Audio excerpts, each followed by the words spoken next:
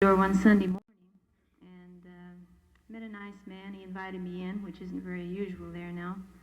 And we sat down on the porch, and right as soon as I gave the sermon, he took a subscription to the Watchtower, which is also very hard to get there now, and the new book, the Truth Book.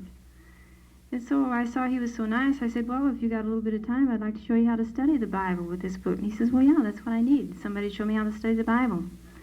So we started to study, and we were going about a half an hour. And he chose the subject about how to be heard by God in prayer. And it turned out just right because he was a Crinty. That's what they call the Protestant churches down there.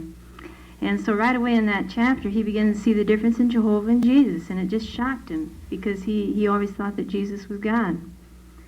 But he started asking questions, and he was very meek. He accepted everything in the Bible. But just about the time he was getting convinced, his wife came home.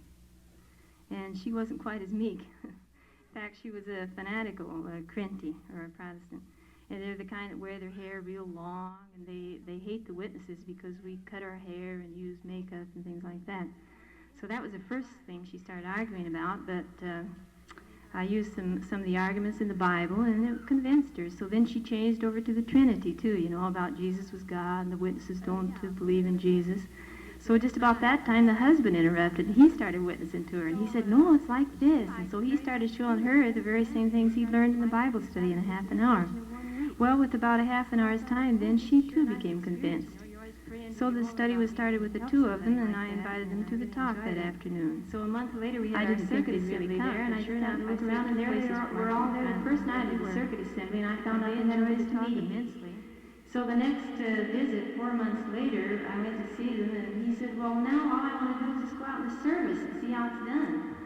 So I said, well, that's a pleasure. We'll just take you along. So they went out with us that Sunday morning, and his wife told me, she says, my husband, he used to be a gambler, and he was always gambling. But he says, since the first time you talked to him that Sunday, he hasn't gambled anymore.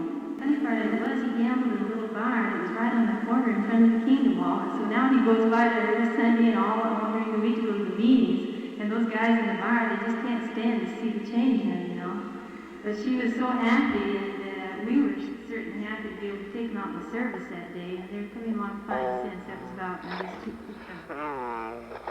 that was about 2 months ago that we took him out in the service. So we're always having dinosaur. Sweet. I love Mama. I love Mama. When I was a baby.